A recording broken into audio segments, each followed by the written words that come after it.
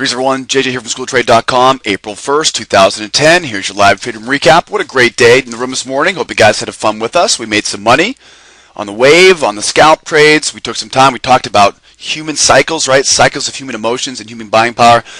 Very interesting week, of course, short week, so we didn't have much time in the room this week, but we had a lot of action going on. Guys, we'll talk more about that later on in the presentation. I want to remind you guys about those three important links. There are three important links on the YouTube page. One is for our blog, one is for our 12-month track record, and the third is for a free 3-week join. No obligation to buy. You'll learn more in our trial, guys, and most other educators are charging thousands of dollars for. So come out and join us for a free trial on Monday morning. We open back up. If you're not watching this video right now on the YouTube page, just simply double click on the video. It will take you to the YouTube page and look in the description there for those video links. 4 trades today. We took, as you can see, 3 winning trades, 1 scratch trade there, a couple on gold, a couple on crude. $500 in, guys. That brings our monthly total here now, $24,000 for the year, $7,100 for the month of March. And guys, it feels good to be out of the first quarter finally here. We're looking forward to the beginning of next week. We can get back to normal here. But as you can see, total them all up, 50 ticks, $500 in the scalping system, 18 ticks, 180 USD on the wave system today. And let's take a look at some of those trades we took today. But first, what was the most important thing that happened today? Well, of course, today was the end of a tough month, end of a short week. It's a holiday week, of course, the end of the first quarter finally.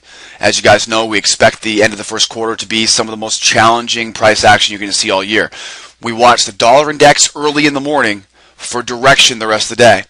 And be careful around those extremes, right? We really saw this week was a great example of where we're seeing those double tops, right? We want to be careful trading around double tops, around those extremes, because in a market like we saw today, this week, last week, right, there's not as much conviction. So people are willing to get the price up, but they're not willing to push it through, right? And that's basically what we're trying to avoid. So be careful around the extremes and obviously watch the dollar index for direction. Speaking of the dollar index, let's take a look at that dollar index real quick because it really told a pretty darn good story today, guys. If you know what we're looking for on the dollar index, and you know, of course, dollar index on the left here, right? Here's your DX on the left. We've got your crude in the center. And, of course, the good old euro, the 6E, on the right. Now, of course, looking at the dollar index, what do we see? Well, first of all, we notice we got double tops, double bottoms, right? These have been pretty much in play all week. Well, today was a little bit different because when we opened up our charts this morning, what do we see? We saw price trading in this area sideways here. But then at about 10:30, it then, of course, began to drop. And you can see it broke below the 81 even. It then broke below the 8100. Right? And of course it trickled down and rests here at 8,900. Okay, so what do we think about the dollar when it drops like that? Negative correlation. We probably should be seeing other markets rise, right? But what do we have to do first? First, we had to make sure that we didn't get chopped up inside these lows here. Right? Now when you zoom in here, you'll see, right, very, very choppy. So even though the dollar is dropping here, we have to be careful when we're trying to break those lows, right? As the dollar begins to bump, right, or should I say bump into that support, right, you're going to start seeing the crude and the gold, the euro, bump into resistance, okay? So we got to see it actually break through those lows.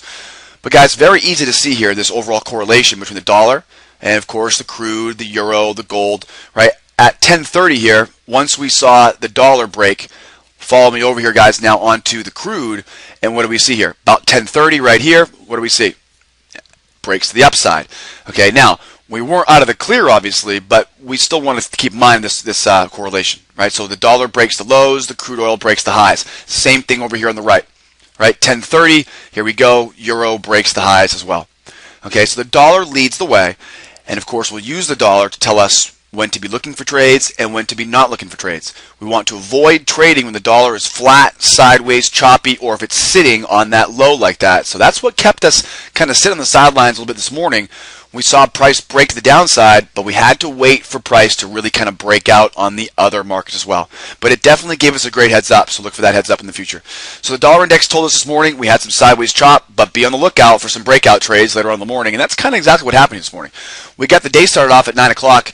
Of course, on the scalping system, we took 2 on the scalps, then 1 on the wave, and then back to the scalping system to finish the morning up. So we started off this morning 9:03 here, had the high of day, as you guys can see. Right, so high of day, we're coming up, we test the highs. Now normally we would look for a breaker long here, right? Look for a break above that high for a long trade. That never showed up though. So we We mark up our swing low, take the break below that swing low for reversal off the high, right? So I want to take a bounce off that high of day, right? The high of day is a high profile level, which means it's expected to hold. Okay, so trying to trade through the highs are probably not going to be the best bet, right? We'll look for the two-step short. That way we can make sure we're taking advantage of that high profile level, excuse me, and going short off of what is expecting to hold overhead. So at 9:03 here, we marked up our swing low. Again, high of day up top here, overhead resistance. We're going to break below that swing low for a two-step short. 24.5 was the fill. Very, very slow this early in the morning today.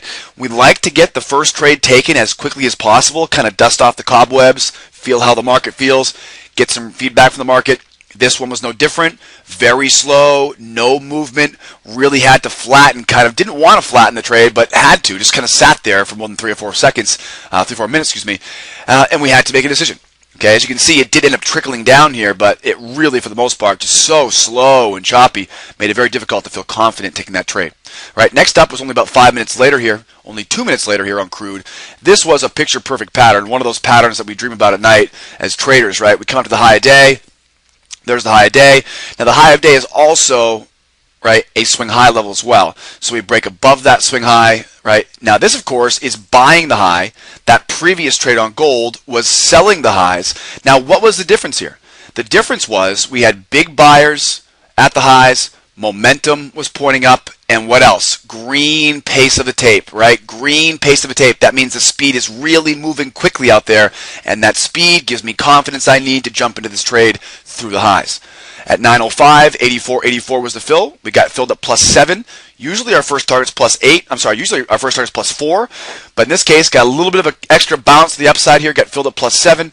Second target at +8. Then we trailed our stop using that very simple technique of following that pink line. Remember that, guys, on our trade management chart? +7, +8, +12. We take 2 off at 7, 1 off at 8, 1 off at 12. There's 38 ticks or 380 USD. So within 10 minutes here, guys, we had a scratch trade on gold, and then we finished up before the US Open here, 9:05, breaker long on crude,